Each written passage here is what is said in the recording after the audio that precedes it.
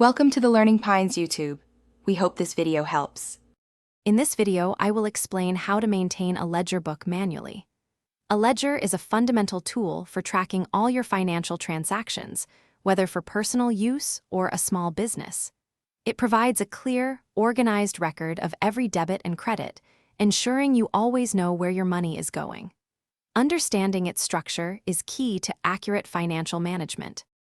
To begin, dedicate a separate page for each financial account you track, such as cash, accounts receivable, or expenses. Clearly label each page with the account name. Then, draw columns for the date, a brief description of the transaction, the debit amount, the credit amount, and the running balance. Consistency in this setup is vital for clarity.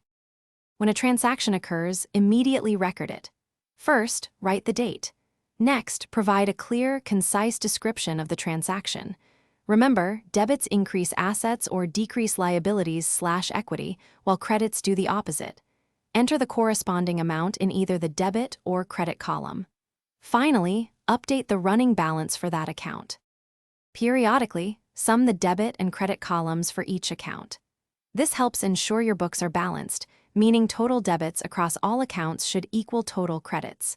Carefully review all entries for any mistakes or missing information. Regular review, perhaps weekly or monthly, helps catch errors early and keeps your financial records accurate and up to date. Thanks for watching. Consider subscribing if we helped you.